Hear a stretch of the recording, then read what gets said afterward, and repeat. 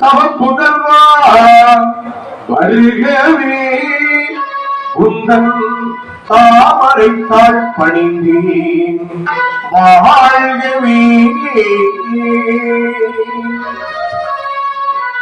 தலைவா தவ புதல்வா வருகவே உந்தன் தாமரை தாழ் பணிந்தேன் வாழ்கவே உந்தன் தாமரை தாழ் பணிந்தேன் வாழ்கவே தலைவா தவ புதல்வா வருகவே உந்தன் தாமரை தாழ் பணிந்தேன் வாழ்கவே உந்தன் தாமரை தாழ் பணிந்தேன் வாழ்கவே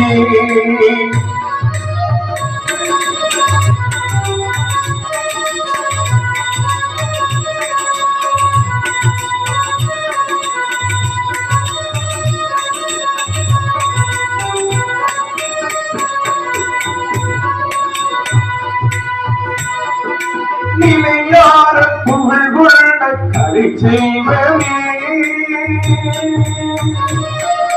நிலையார புகழ் கொண்ட கலை செய்வனே இறைவார குணக்குன்றே அருள் வெள்ளவே நிலையார புகழ் கொண்ட கலை செய்வனே இறைவார குணக்குன்றே அருள் வெள்ளவே நெடுங்காலமாய் வணக்காமுடி இலங்கை சரி புறக்காண்டவே நெடுங்காலமாய் வணக்காமுடி இலங்கை சரி புறக்கால நீ இல்லாது யாரு வேறு காதல் வாட்டி தலைவா தவ புதல்வா வருகளே உந்தன் தாமரைத்தாள் பணிந்தேன் வாழ்கவே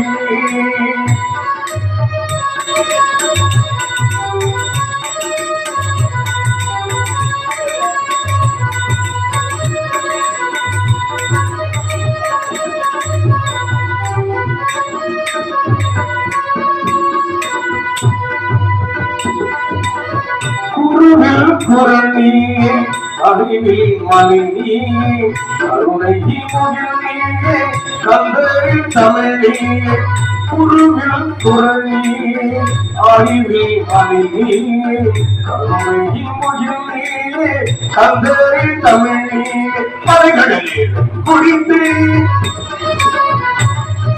அறிந்தவழியில் கணம் படைத்து மலையில் மமதையை அழித்து மாதாபியில் குடித்து மலைகளில் குடித்து அடுத்த வெளியில் கணம் அழித்து மலையில் மமதையை அழித்து மாதாபியில் குடித்து மாணவர்களும் மாறிடரும் சமமும் ஞானமும் மாணவர்களும் மாறிடரும் சாணமும் சமமும் ஞானமும் ஏதம் மாதமும் மாதமும் சிறுவர் கிழக்க மிகுந்தவர்கள் தலைவா தவ புதல்வா வருகவே உந்தன் தாமரைத்தாள் பணிந்தேன் வாழ்கவே தலைவா தவ புதல்வா வருகவே உந்தன் தாமரைத்தாள் பணிந்தேன் வாழ்கவே உந்தன் தாமரைத்தாள் பணிந்தேன் வாழ்கவே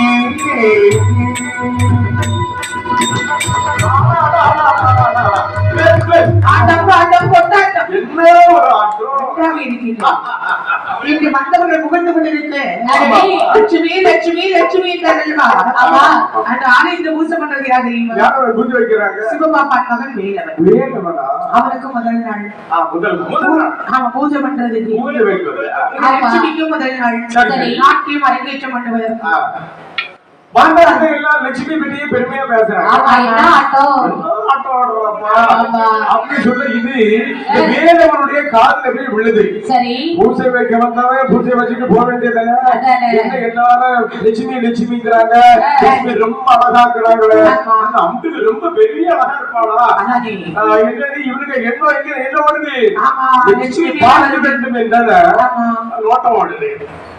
ஒரு நாள் லட்சுமி பக்கத்திலே வந்தான் அல்லவா, ஒரு மின்னல் தாக்கியது போல் இருந்ததாம்.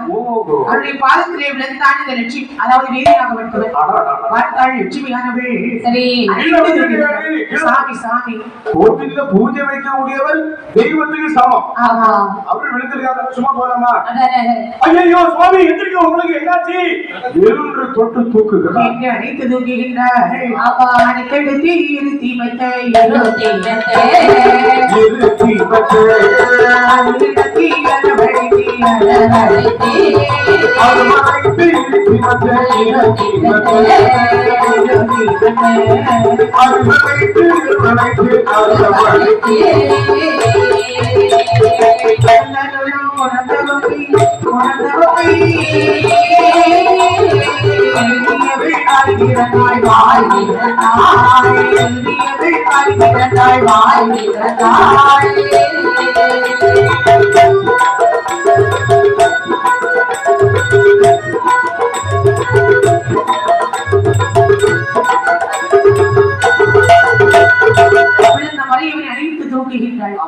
சுவாமி, ஆலயத்தில் வந்தவர்கள் எல்லாம் சென்று விட்டார்கள். நீங்களும் நானும் இப்படி தன்னந்தனிமையில் இருப்பதை ஊரவர்கள் பார்த்தார்கள் என்று சொன்னால் கண்ணு மூக்கெல்லாம் வச்சு படமே வரைஞ்சிருவோம். லட்சுமி எனக்கு என்ன ஆச்சுன்னே தெரியல, உடம்பெல்லாம் கொதிக்குது. உங்களுக்கு ஒரு சின்ன படம் பிடக்குதான், ஒண்ணு ஆகாது. கொஞ்சம் சுடு தண்ணி பக்கத்துல தான் எங்க வீடு இருக்கு, வாங்க. அப்படியா? அப்படி இல்லை, தன்னுடைய அகரத்தில் கழித்து வருகின்றாள். அந்த லட்சுமியுடைய தாயானவள் இருக்கிறார். என்னமா அம்மா, என்னமா சாமி வந்திருக்குமா? இது சாமி வந்திருக்கா? ஆமா, சாமி கோவில்ல எல்லாம் இருக்கும். இப்படி வரும் சாமி வரணும்னா 12:30 மேல ஆகும்னு சொன்னாங்க.